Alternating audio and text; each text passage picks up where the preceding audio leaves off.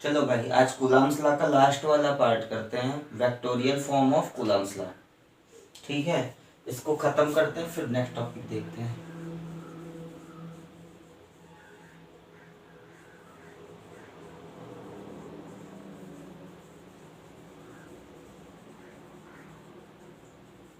Vectorial form of Coulomb's law, coulomb के नियम का सदिश निरूपण।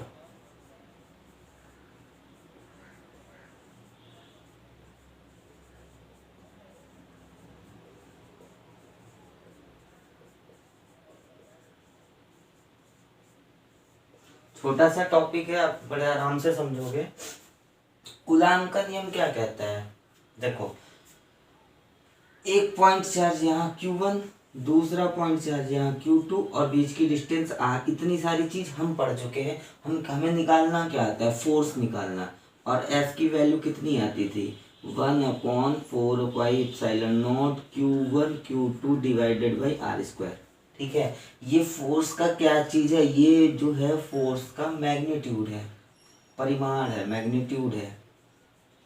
फोर्स का क्या है? परिमाण है। ठीक है, मैग्नीट्यूड है। और आप एक चीज बताओ, ये फोर्स जो होती है ये कौन सी क्वांटिटी है? वेक्टर क्वांटिटी, सदिश राशि है। तो सदिश राशि की कहानी क्या होती है? इसमें मैग्नीट्यूड भी होगा, प्लस इसमें क्या होगी? डायरेक्शन। ठीक है, दो चीजें होती हैं। तो अभी तक हमने ये पढ़ा था, ये निकालना में आ गया था, चाहे किसी भी तरह की चीज दे दो। अब हम कूलम्ब्स लॉ को रिप्रेजेंट करेंगे, ऐसे फॉर्म में रिप्रेजेंट करेंगे कि उसके अंदर मैग्नीट्यूड भी आपको पता लगेगा और उससे डायरेक्शन भी आपको पता लगेगी। अभी तक क्या हम मैग्नीट्यूड निकाल लेते हैं और डायरेक्शन को हम लॉजिकली निकाल लेते कि चलो ये प्लस है, ये प्लस है तो इधर फोर्स लगेगा, ये माइनस है, ये प्लस है तो इधर फोर्स लगेगा। ये हम अपने लॉजिक से निकाल लेते हैं। अब क्या करेंगे, एक एक जस्ट फॉर्मूले के अंदर ही आपको सब कुछ मिल जाएगा। तो इतना काम आपको करना है इस वाले चीज में। चलो देखते हैं कैसे होता है। मान लो हमारा एक चार्ज पार्टिकल है Q1 का, यहाँ पे है, और आपको 11th में पढ़ा होगा, इसकी लोकेशन बताने के लिए हमें कोऑर्डिनेट सिस्टम का यूज करना होता है। तो हम एक कोऑर्डिनेट सिस्टम का यूज कर लेते हैं भाई। एक्स एक्सिस, वाई एक्सिस, मन करे आपको जेड एक्सिस भी बना लो, कोई इशू नहीं है। ये हमारा पोजीशन वेक्टर है R1 वेक्टर। अब सारी चीजें वेक्टर के फॉर्म में होंगी, तो आपको पहले दूसरे क्लास में ही बता दिया था, आप वेक्टर को पढ़ लेना अच्छे से क्योंकि बहुत ज्यादा यूज है। ठीक है, एक पॉइंट चार्ज हमारा Q1 है, पोजीशन वेक्टर हमारा R1 है। दूसरा पॉइंट चार्ज हमारा यहाँ पे हमने ले लिया Q2 और पोजीशन वेक्टर ले लिया हमने R2। ठीक, चलो अब आप बताओ, एक पॉइंट चार्ज ये है, दूसरा पॉइंट चार्ज ये है, फोर्स लगेगा। अभी आप फोर्स लिखो, F कितना बन गया आपका? 1/4πε0 Q1 Q2 divided by R²। R² में आपको यूज क्या करना है? R1 का स्क्वायर यूज करोगे या R2 का स्क्वायर यूज करोगे? तो इन दोनों में से आप कोई यूज नहीं करोगे। क्यों? क्योंकि जो ये R होती है, ये दोनों पॉइंट चार्ज के बीच की डिस्टेंस होती है, और ये बीच की डिस्टेंस हमारी ये बन गई। मान लेते हैं हम इसे R वेक्टर। ठीक है, लिख लिया आपने, मॉड ऑफ R वेक्टर का स्क्वायर। ठीक, ये तो अभी आपको क्या बता रहा है भाई? मैग्नीट्यूड बता रहा है। अब आपको बोला था स्टार्टिंग में ही कि ये एक ऐसा फॉर्म होगा जिसके अंदर मैग्नीट्यूड भी होगी और डायरेक्शन भी होगी। तो पहले हम चीजों को थोड़ा सा समझते हैं। देखो, प्लस चार्ज, फोर्स जो लगा वो इधर की तरफ लगा। अच्छा, इसमें एक चीज और देखो, पहले चलो इसकी बात करते हैं। तो अब ये तो हमारा पूरा का पूरा पोर्शन मैग्नीट्यूड बता रहा है, और डायरेक्शन इसकी कौन किधर की तरफ है? R वेक्टर की डायरेक्शन में है। और 11th में आपने एक बहुत ही छोटी सी चीज पढ़ी थी, यूनिट वेक्टर। यूनिट वेक्टर, एकांक सदिश, ये क्या होता है? एकांक सदिश वो सदिश होती है जिसका मैग्नीट्यूड 1 होता है, और उसका यूज किस लिए करते हैं? केवल डायरेक्शन बताने के लिए। ठीक है, देखो जैसे मान लो हमारा ये A वेक्टर है, और अगर हमने इसके ऊपर कैप पहना दिया, मतलब ये क्या बन गया? यूनिट वेक्टर ऑफ ए। तो इस वेक्टर की डायरेक्शन किधर होगी, जो डायरेक्शन आपके ऊपर वाले वेक्टर की है, ठीक है। तो ये हमारा परिमाण है, मैग्नीट्यूड है, और इसे हमें बनाना है, डायरेक्शन भी देनी है। तो डायरेक्शन आपको किधर समझ में आ रही है, आर वेक्टर की डायरेक्शन समझ में आ रही है। मतलब हमें क्या, आर कैप पहना दो, इस पे आपका काम हो जाएगा, ठीक है। अब आगे देखो, एक आपके बुक में नोटेशन देता है, ये चार्ज नंबर 1, ये चार्ज नंबर 2, ठीक। अभी आपने जो फोर्स निकाला है वो चार्ज नंबर 1 पे निकाला है कि 2 पे, तो दोनों पे ही है, मैग्नीट्यूड सेम होगा, एक्शन रिएक्शन पेयर होता है न्यूटन्स लॉ ऑफ मोशन के थर्ड लॉ के अकॉर्डिंग, ठीक है, तो सेम होगा। अभी हम बात करें Q2 की, Q2 की, तो इसको रिप्रेजेंट करने का तरीका क्या है, फोर्स ऑन 2 ड्यू टू 1, और ये वेक्टर फॉर्म में तुमने लिख दिया वेक्टर। इतनी सी बात समझ में आई। खेल केवल इसका है यूनिट वेक्टर का। तो यूनिट वेक्टर आप जानते हो क्या होता है, केवल रिप्रेजेंट करता है डायरेक्शन। अच्छा, अब ये जो आर वेक्टर है, ये आप वेक्टर के फॉर्म में देखो तो आपका क्या बनेगा, R2 vector minus R1 vector, 11th class में पढ़ा होगा। मन करे तो आप इसको रख दो यहाँ पे, तो F21 वेक्टर आपका क्या बना, 1/4 pi epsilon naught Q1 Q2 divided by R की जगह क्या, mod of R2 vector minus R1 vector का square multiplied by R2 vector minus R1 vector का क्या, ठीक। एक और तरीका हो गया रिप्रेजेंट करने का।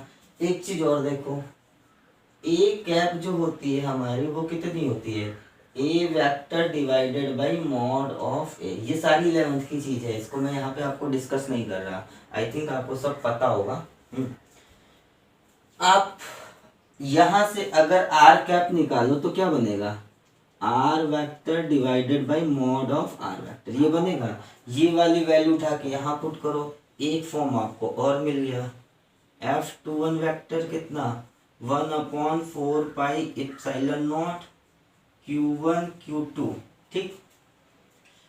आर कैप की जगह क्या, आर वेक्टर, आर कैप की जगह R vector divided by mod of R square ये है, और मॉड ऑफ आर ये है, मतलब क्या बना, मॉड ऑफ आर वेक्टर का क्यूब। ये आपको मेरे हिसाब से आप इसे ही रट लो। एक और रिप्रेजेंटेशन देख लो, बस एक ही चीज है, आपको बेसिक कॉन्सेप्ट ये है, घुमा फिरा के बुक्स में 50 तरह की चीजें आपको मिलेंगी, बेसिक कॉन्सेप्ट ये है। इस वाले फॉर्म में लिख लो तो क्या बनेगा आपका, F21 vector equal to 1/4 pi epsilon naught Q1 Q2 into R2 vector minus R1 vector divided by mod of R2 minus R1 vector का क्यूब। तो आपको चीज एक है, घुमा फिरा के आपने इतने तरीके से रिप्रेजेंट किया। इसे आप राइट डाउन करो, फिर आगे देखते हैं।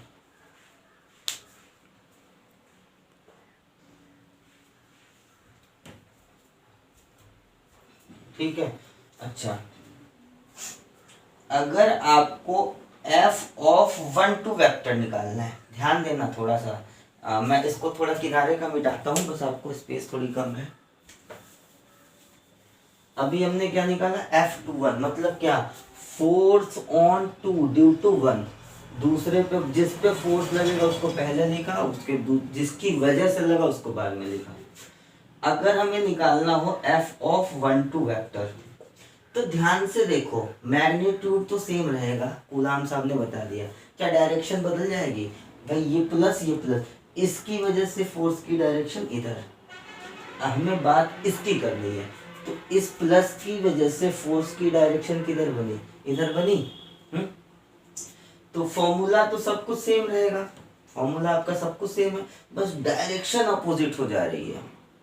आपकी डायरेक्शन क्या हो रही है, अपोजिट हो रही है। और डायरेक्शन अपोजिट शो करने के लिए हम एक साइन यूज करते हैं, माइनस साइन। आपके ऑलमोस्ट केसेस में फिजिक्स में माइनस साइन का मतलब क्या, रिवर्स डायरेक्शन। ठीक है, तो F21 इक्वल टू F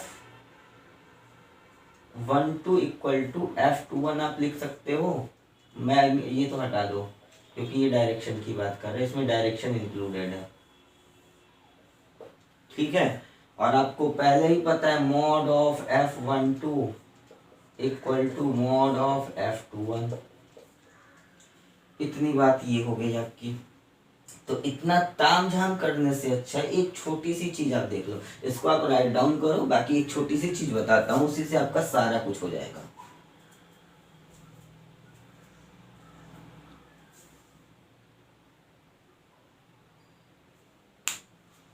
ठीक, आगे देखो, हम इतना ज्यादा ये कुछ करने की जगह हम केवल इसको पकड़ते हैं। सारी चीजों को मैं मिटा के बस ये वाली लाइन लिख रहा हूं।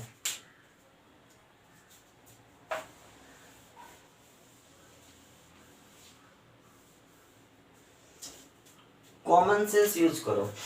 हम एक काम कर रहे हैं भाई, हमें माइनस साइन डायरेक्शन अपोजिट का बहुत सारा लोचा समझ में आ रहा है, तो हमने क्या किया, एक कन्वेंशन बना लिया। क्या कि भाई फोर्स जो निकलेगा वो तो इतना होगा।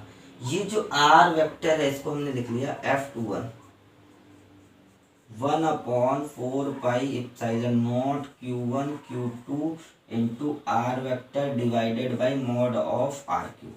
ये हमारा बन के आया। आर वेक्टर क्या चीज है, आर वेक्टर क्या चीज है, देखो अगर हमें फोर्स 2 पे निकालना है तो हमें आर वेक्टर की डायरेक्शन इधर माननी है। ये लॉजिक है, बस इसको समझो, आपको बुक्स में शायद ना मिले।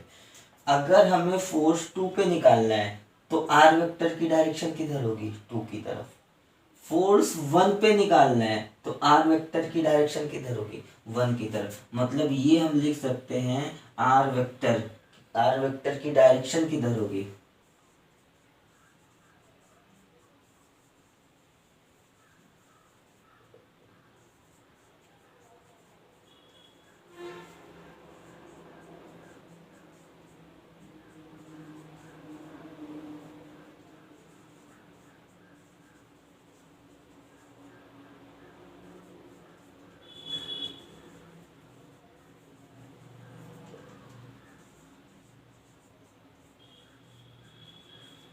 ठीक है। थोड़ा सा बाइलिंगुअल लिखो, मजे लो, मजे लेके पढ़ो, ज्यादा अच्छा है। आर वेक्टर की डायरेक्शन किधर होगी, उस साइड होगी जिधर हमें फोर्स निकालना है। अब सिंपल हो गया बेटा आपका, देखो 2 पे निकालना है, आर वेक्टर की डायरेक्शन ये बनी, हो गया काम। 1 पे निकालना है, अब आर वेक्टर की डायरेक्शन किधर बन गई, इधर बन गई। ठीक है, प्लस वाले केस के लिए तो सही है, कोई दिक्कत नहीं है। अब आप सपोज करो कि हमारे पास ये चार्ज -Q2 है। अब तो आपका गलत, क्यों, न्यूमेरिकल वैल्यू मैग्नीट्यूड तो सेम आनी है, इसकी डायरेक्शन क्या हो जाएगी, अब रिवर्स हो जाएगी। डायरेक्शन अब रिवर्स हो जाएगी और यहाँ पे आपकी डायरेक्शन उधर वाली बता रही है। तो डायरेक्शन रिवर्स हुई, तो उसके लिए हमने क्या किया, उसके लिए हमने ये किया कि इन चार्जेस को इनके साइन के साथ रख दिया, इन चार्जेस को इनके साइन के साथ रख दिया। अब देखो सेम है भाई, इसकी डायरेक्शन बाहर की तरफ, आगे माइनस लगा दिया, डायरेक्शन किधर बन गई, अंदर की तरफ। ठीक है, तो हमें इसमें दो चीज का ध्यान रखना है। पहली चीज क्या, कि आर वेक्टर की डायरेक्शन उस पॉइंट चार्ज की ओर होगी जिस पे हमें फोर्स निकालना है। सेकेंड चीज क्या, Q1 और Q2 को विद साइन प्लेस करना है।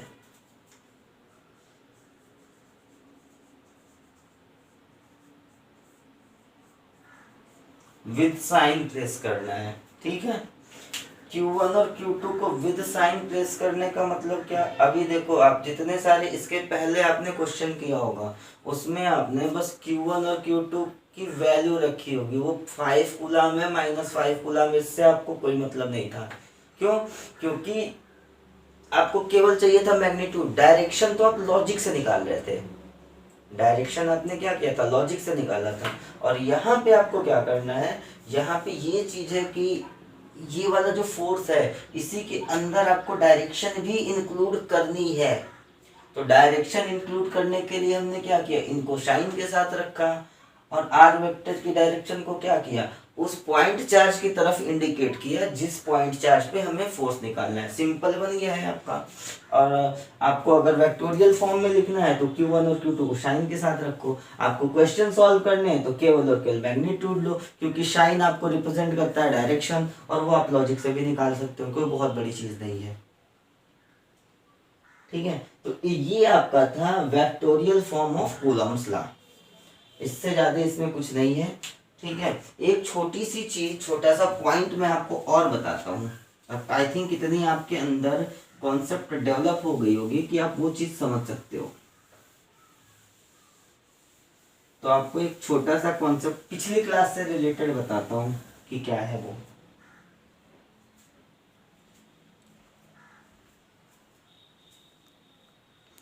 देखो,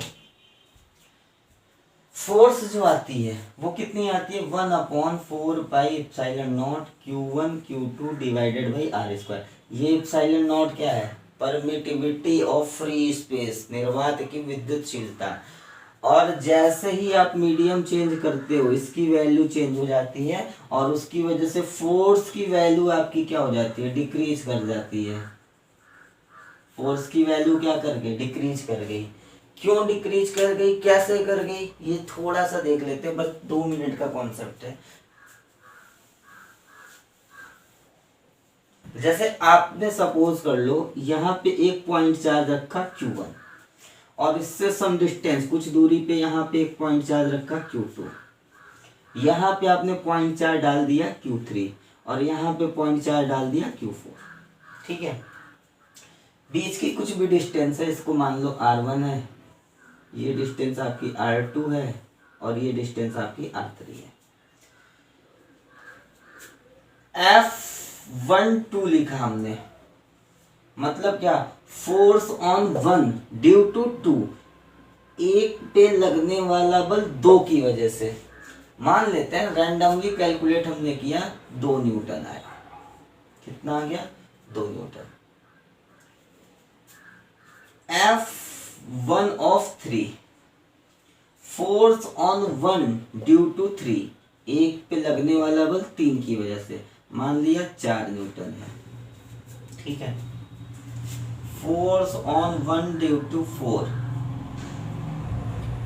एक पे लगने वाला बल किसकी वजह से, 4 की वजह से, 5 न्यूटन मान लेते हैं। 3 चीज। अभी इस वाले केस के लिए अब एक काम करो, इस चार्ज को हटा दो और इसको भी हटा दो। क्या इन दोनों के बीच जो फोर्स लगेगा, जो बल लगेगा, वो 2 न्यूटन रहेगा या उससे कम ज्यादा हो जाएगा? तो भाई देख लो, F12 जो आएगा वो कितना आएगा, अरे यार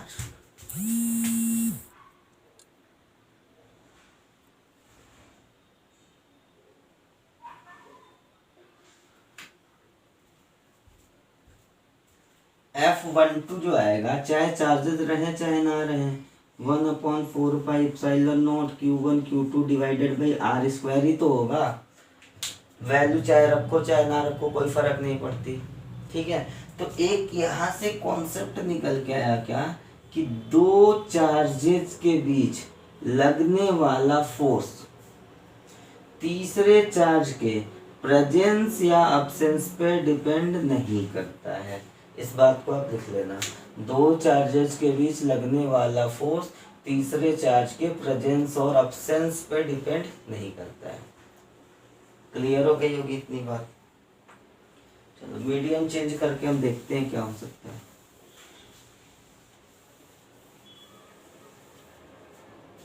है। जैसे मान लो आपने इन दोनों चार्ज पार्टिकल को Q1 और Q2 को स्टार्टिंग में एयर में रख दिया, और फोर्स की वैल्यू आई 50 न्यूटन। अब इन चार्ज पार्टिकल्स को आपने प्लेस कर दिया वाटर में। तो वाटर में आप जैसे ही प्लेस करोगे, वाटर क्या होता है,